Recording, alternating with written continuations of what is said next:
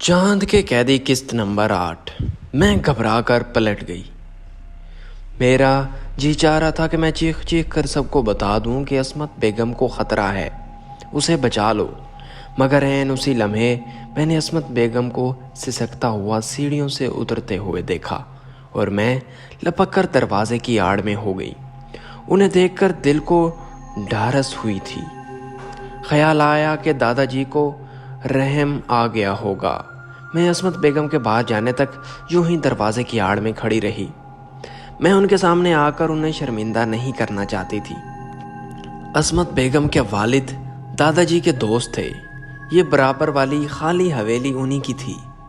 मैं उस रात लम्हा भर को भी नहीं सो सकी थी।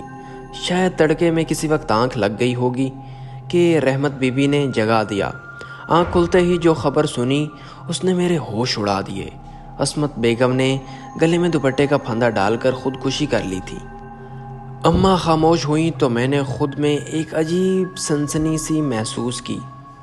मुझे मिर्ज़ा सौलत बेग से शदीद नफ़रत महसूस हुई और शर्म आई कि मैं एक ऐसे शख्स की नस्ल से हूँ जो बदतरीन, आयाश, कातिल और सफाक था।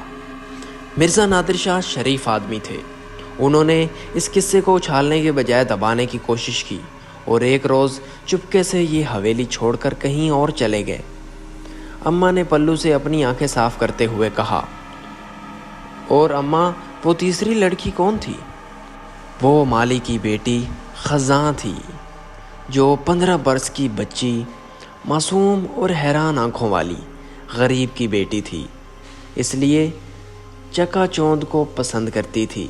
मिर्ज़ा सौलत बेग ने उसे अपनी दौलत की चमक दमक दिखाई, रंगीन दुपट्टे और चूड़ियाँ, और फिर इन्हें मामूली चीज़ों से उसे डस लिया। मैंने ही उसे आखिरी बार फूल बाग वाली हवेली में जाते देखा था।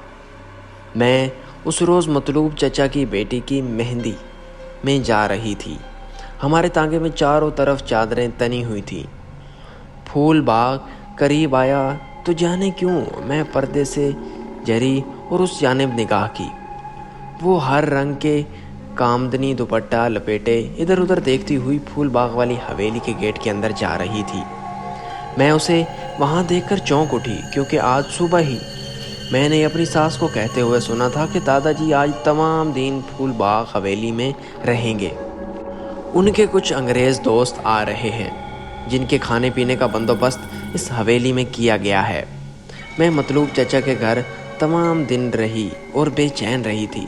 शाम होते ही मैंने जहां आरा को साथ लिया और गलियों से होती हुई फूल बाग वाली हवेली की जानिब चल पड़ी। मैंने अपनी अम्मा का बुर्का ओढ़ा हुआ था, इसलिए पहचान लिए जाने का खौफ भी नहीं था।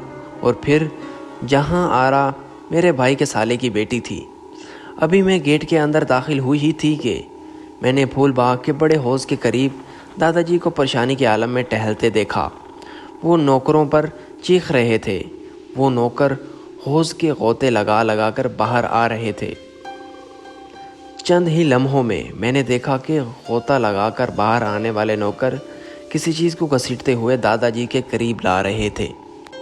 मैं उस जगह से काफ़ी दूर थी, मगर फिर भी घसीटने वाली चीज़ दादाजी के पास रोशनी में लाई गई तो मैंने उस हर कामदनी के दुपट्टे को पहचान गई। और फिर मुझे वहाँ से खड़ा ना रहा गया। मैं गिरती पड़ती वापस आ गई। मेहंदी की रस्म में किसी पत्थर के बुत की तरह शरीक रही। रह रहकर खजाना याद आ रही थी। मुझे यकीन था कि वो लाश में तब्दील हो चुकी थी और अब उसे वहीं फूल बाग वाली हवेली में किसी कोने में दफन किया जा चुका होगा।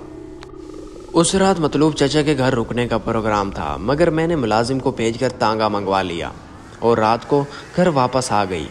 हवेली की तीसरी मंजिल रोशन थी, गोया दादाजी घर वापस आ चुके थे। उस रात मैं बर्दाश्त नहीं कर सकी तो मैंने अपनी सास को असमत बेगम और खजाना के बारे में बता दिया। मेरा ख्याल था कि इस पर कुछ न कुछ हंगामा ज़रूर होगा, मगर जब मेरी सास बोली तो उनके लहजे में और चेहरे पर बला का सुकून था।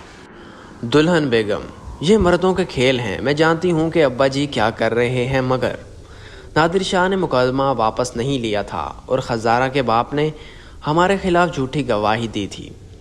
वकार उल हसन। उनके मुंह से ये जुमले सुनकर मैं साकित रह गई थी। मुझे गुमान भी नहीं था कि तुम्हारी दादी इस कदर शफ़ाक भी हो सकती हैं।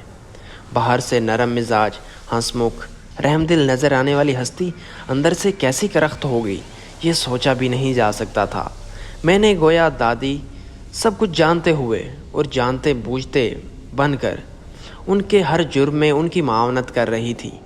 महज मामूली दुश्मनी की बना पर नादिर शाह का मुकदमा ज़मीन के एक टुकड़े की बना पर हुआ था, जिसका नेमल बदल यकीनन उसकी जवान बेटी की मौत नहीं हो सकती थी। और खजारा, वो गरीब मासूम लड़की जिसे इस मुकदमे की तफसील भी ना मालूम थी, जिसमें उसके बाप ने गवाही दी थी, बेकसूर मारी गई थी। और शायद इसी वजह से तेरी दादी की मौत भी बिल्कुल उसी तरह हुई थी जिस तरह तेरे पर दादा की हुई थी। अम्मा का चेहरा पीला पड़ चुका था और उनकी परेशानी से पसीना बह रहा था और अब वो रो रही थी।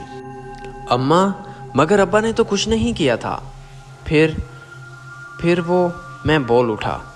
उन्होंने और उनके बाप के यानी तेरे दादा ने शकुंतला से किया हुआ वादा पूरा नहीं किया था। इसके पैरों का कड़ा छुपा दिया था, शायद इसी वजह से। मगर क्यों अम्मा? झूठी इज़्ज़त की खातिर, इस हवेली की झूठी शान और शौकत की खातिर। मगर मुझे यकीन है कि वकार तुम इस अजाब से निजात हासिल कर लोगे। मुझे जो कुछ मालूम था मैंने तुम्हें बता दिया वकार उल हसन, ताकि तुम शकुंतला की रूह का सकून उसे लौटा दो। नाजरीन, इसके साथ ही हम इस वीडियो को एंड करते हैं। अगर आपको ये वीडियो पसंद आई है तो लाइक, शेयर और सब्सक्राइब करना ना भूलें। जल्द ही लौटेंगे अगली वीडियो के साथ, तब तक के लिए अल्लाह हाफिज़।